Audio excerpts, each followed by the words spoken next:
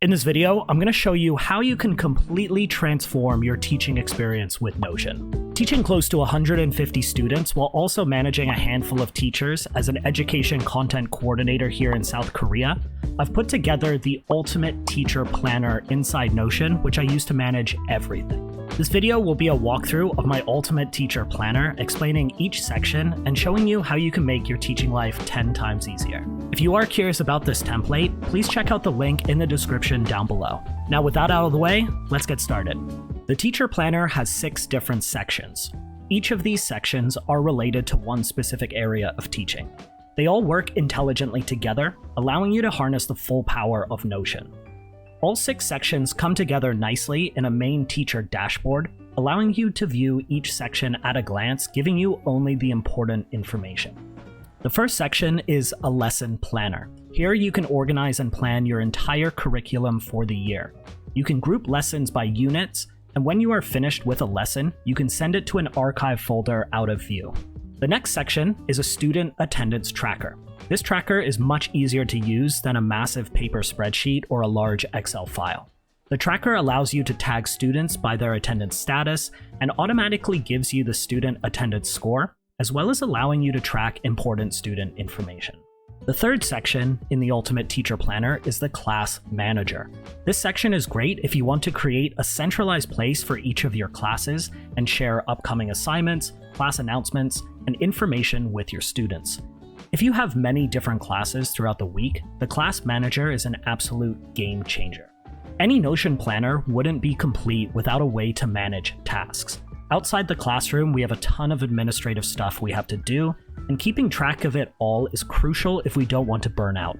The Task Manager can help you out enormously with keeping track of staff meetings, student interviews, lesson planning, upcoming events, everything. Proper note-keeping, I think, is a pretty underrated teacher skill. The Note Tracker allows you to quick capture notes easily, organize them with tags, and put them into notebooks. This can be really good for writing class notes every day, keeping track of student information, and writing down lesson ideas. The final section of the Ultimate Teacher Planner is a Bookmarks Tracker. Whenever you find an interesting video, cool web resource, or a funny article, use the Save to Notion Chrome extension and save it directly to the Bookmark Tracker. The Chrome extension sends it directly to the bookmark inbox, where you can review it, give it a tag, then save it for later. The teacher dashboard brings together all 6 sections into one organized place. Here you can quickly access the most relevant information from each section. The teacher dashboard, along with these 6 systems, create the most comprehensive Notion planner for teachers, allowing you to save countless hours managing administrative tasks and just overall improving your teaching experience. I'm now going to show you how you can use each of these sections in detail. So let's start off by looking at the Ultimate Teacher Planner access page. On the access page here, we have access to each of the 6 sections along with the dashboard and also a short description of each section. So we have the teacher dashboard, note tracker, lesson planner, bookmark tracker, classroom manager, student tracker, task manager, and we also have a section for all of our databases. If we quickly take a peek inside, you can see that all of the databases for the entire planner are located here. Okay, the first section I'm going to explain first will be the lesson planner. So let's click into lesson planner here. The lesson planner has 2 main databases. It has a lessons units database and also a lessons database. Lesson units kind of act as folders for lessons. So if we have many lessons related to one unit, we can group them easily together. Let's click on science here and I'll show you what I mean. Here in science, we have all of the lessons that are tagged to this unit here. This is just an easy way to organize all of your lessons, especially if you have tens or hundreds of lessons all related to a specific field or unit. If we come down here, we can see that all of our lessons are shown up on a calendar. I find this is a really kind of convenient way to view all of your lessons. You can drag and drop them, increase them in size if, say, you teach a lesson over multiple days, and it just gives you a good bird's eye view of all of your lessons that you have to teach. If we come down a bit here, we can now see our lessons in a different view. We have a table view with view all by unit, and then also we have an archive view. Let's come back to all here and take a look at the different properties that we have. The status property is here to help you plan for lessons. If you have not started preparing materials for a lesson, then you can just leave it at not started. If you are in the process of preparing that lesson, then you can set it to in progress. And then once the lesson has been prepared for and you're ready to teach, you can then set it to done. Now, once you are finished teaching the lesson and you don't want it to show up here anymore, you can then click on status, click on archive, and it will send it to this archive folder. This can be really helpful if you have a giant list of lessons and you want it to be a little less crowded. It also stops you from just deleting lessons outright. This way, with an archive folder, you can come back to previous lessons and then use them again. Let's now take a look at some of the other properties. We have a date property, so this is obviously when you will teach the lesson. Different grade. Now you can change this to whatever you like. This is just to help you kind of give you a bit more information for where this lesson should be taught. We have a type of lesson, lesson, assignment, project, quiz. Of course, you can add in your own different things here. And then we have a tag for unit. So if we come back up here, these are the units here, and our lessons, we can tag them to this unit. We then also have a property for class. So I'll show you how this works later, but we'll eventually create some classes, and then we can tag lessons to that class. Okay, let's actually create our own lessons now. So we'll start off by clearing out all of these here. Let's see if we have any here. We have some in archive. Let's clean this out. And then let's also delete these units as well, and we'll create our own. There are a few ways that we can create a new unit or a new lesson. We can either click on this new button here, or we can go over to the buttons here and click on new lesson or new unit. Let's try creating a new unit by clicking on the button. We'll call it AI and Technology. And then we can click on one of these templates here. Let's click on purple. And what this will do is it will apply a template to this unit, and now we have a view of lessons. If we wanted to, we could then add lessons to this unit by just clicking on new here and clicking on a new unit, maybe intro lesson to AI. We could then give it a date, maybe March 25th, give it a type, then lesson. Okay. Now we can see that our unit has appeared here. If we come to our calendar and click on today, we can now see our intro lesson to AI has shown up here. Now, another way we can add lessons is we can come over here and click on new lesson, or we can come down to our table and click on another lesson here. So let's give AI lesson 2. We could give it a date.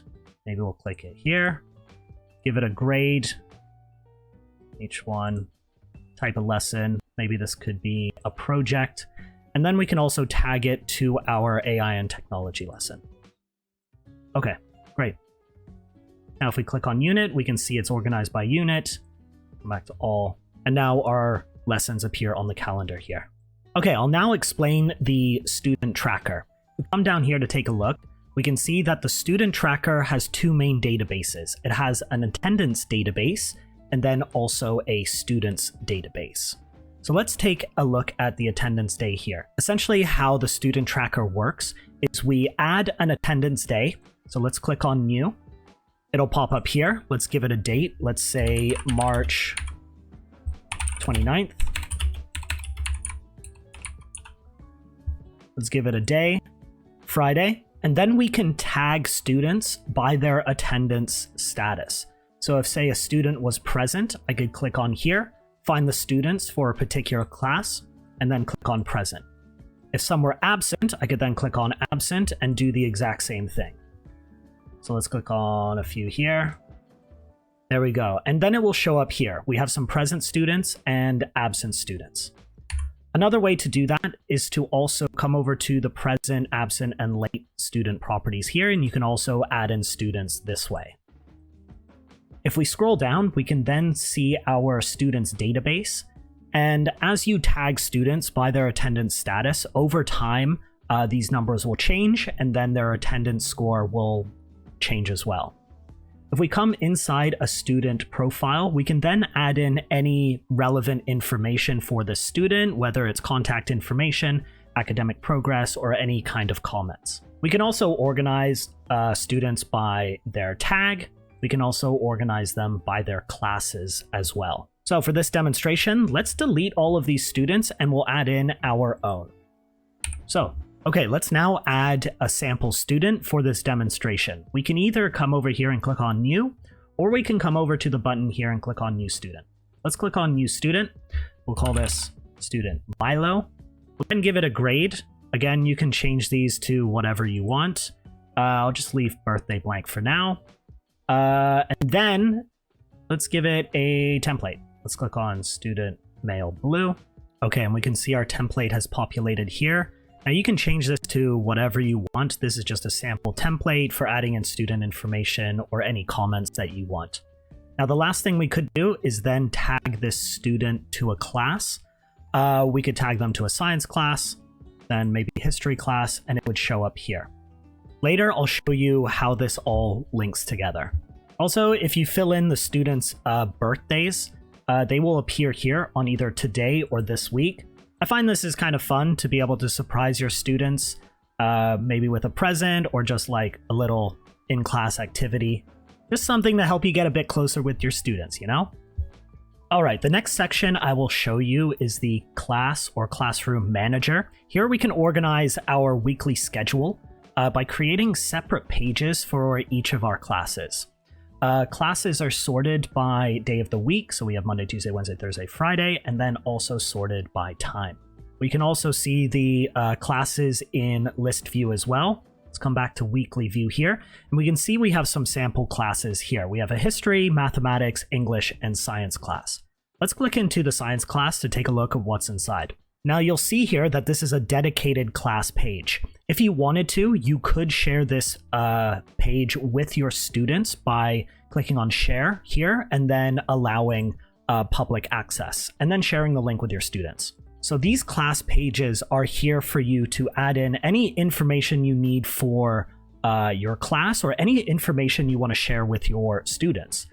This could be maybe announcements. You could add in some quick links for your students. So let's take a look at an example here. Maybe some class information that you want your students to see. Or if you don't want to share this page with your students, then this could just be for you. We then have 3 different databases. We have a readings database. Now you don't have to use this if you want. This is just here to help you stay more organized. We then also have a lessons and assignments. So with the lesson planner we showed earlier, any lessons that are tagged to this class will show up here. And then we also have our student list. Earlier, we created a student and then tagged them to the science class. And so now we see our Milo student right here. Now let's come back to the classroom manager and we're going to create our own class. So let's delete all of these sample classes here. We'll come over to the top and we'll click on new class. Let's call this AI and technology. We'll click on maybe purple. We can then give it a day of the week. Maybe we teach this class on Monday, Wednesday, and Friday. We'll then give it a grade. Like I said earlier, you can change all of these grade properties if you want to anything that suits your educational situation. Click on H1 and then a time of day. Let's say we teach this at 11 a.m. Okay, great. And then we could come through here and then add in any information we need. But now let me show you how the magic of Notion is tied to this. So if we come here and we go to add lesson, we can now find our 2 lessons we created earlier, intro lesson to AI and then AI lesson number 2. We can then also add our student to this class that we created earlier. Let's click on Milo. And now if we come down here, we can see that our lessons now show up here and then our student list. Having the lessons, students, and class databases all linked like this is what really makes this ultimate teacher planner so powerful. All of the different sections can stand alone, but they also link together really intelligently. Having separate class pages and being able to see all of your lessons and students, especially if you have 10, 20, 30 plus students in a class, and also planning out an entire curriculum with 100 lessons.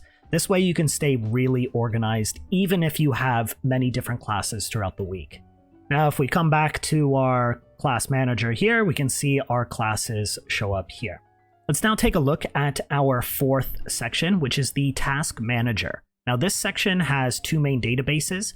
It has a projects database and then also a tasks database. Projects are for things that may take many days or weeks to complete and require separate tasks to complete.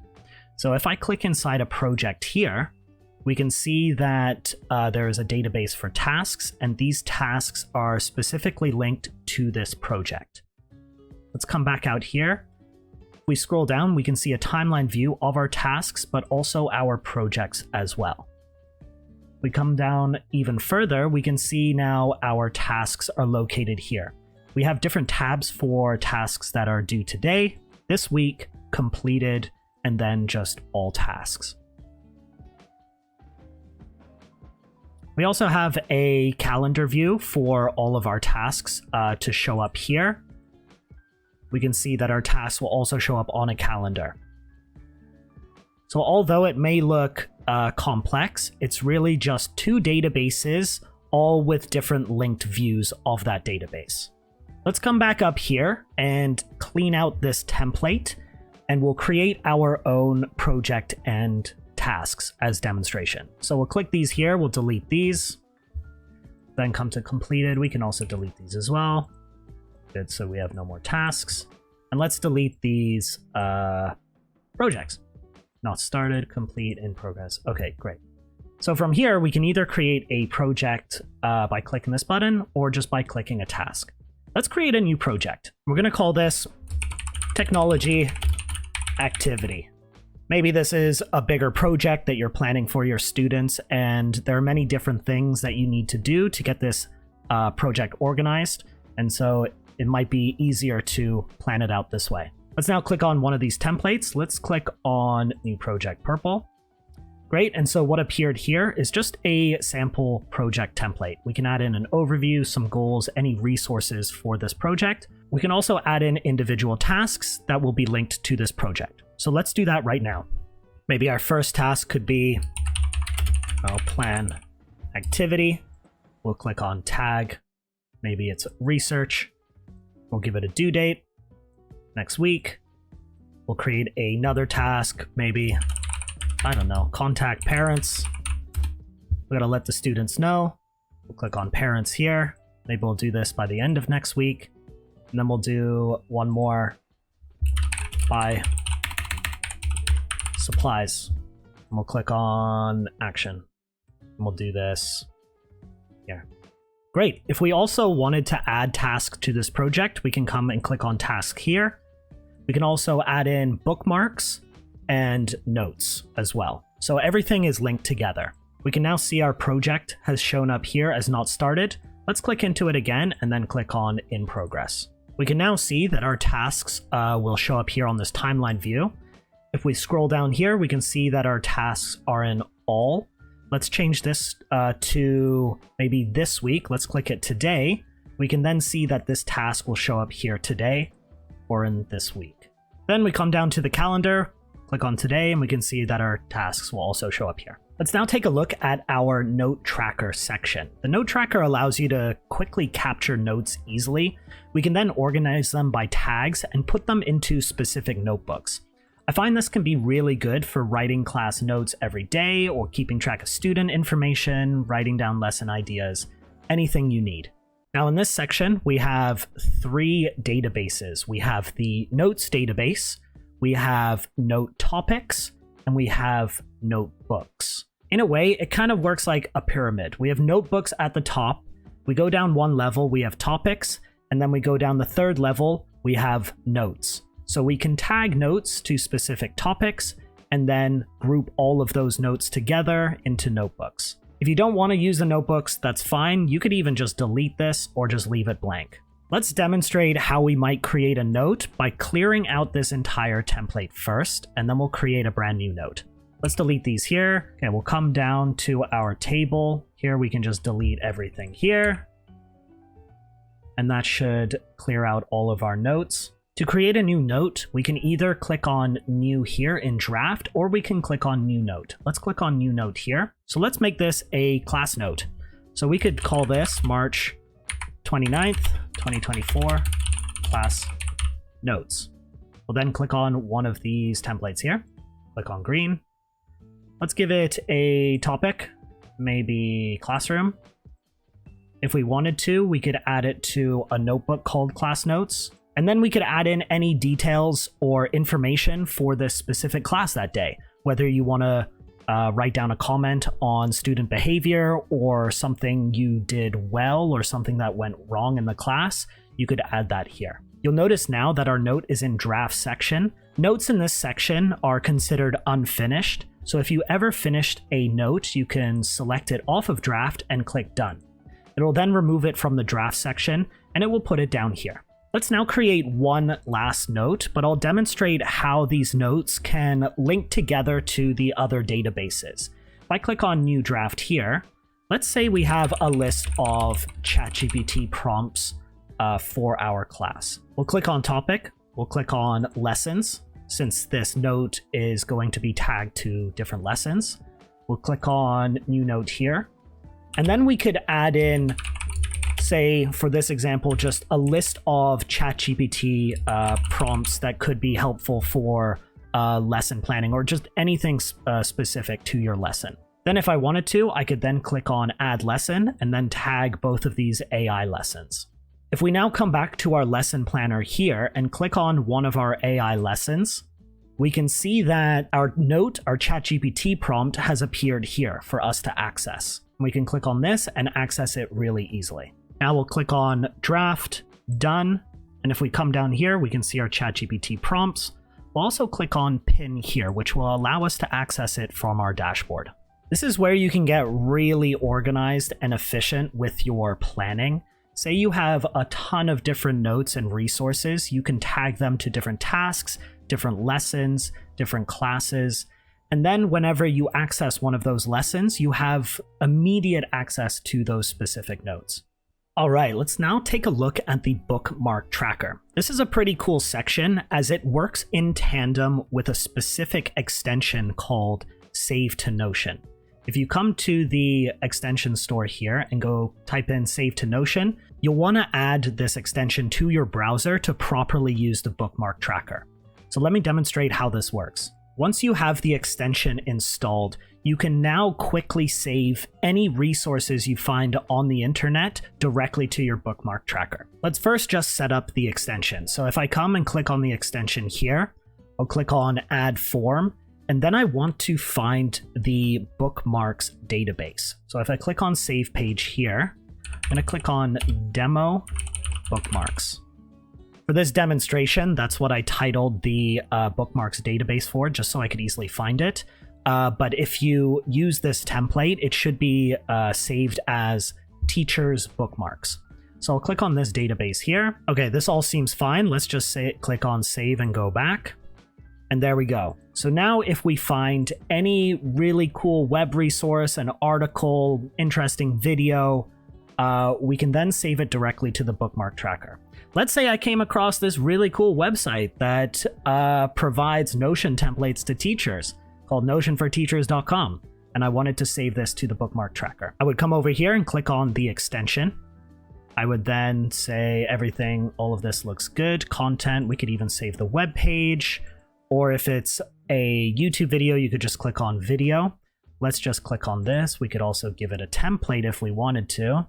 Let's just give it yellow, and then we'll click Save Page. If we come back to our Bookmark Tracker here, we will see that our newly saved resource has shown up in the inbox. If we click on it, we can now have information on the resource that we saved. We can also have the URL. If we wanted to, we could pin this. We can also give it a topic.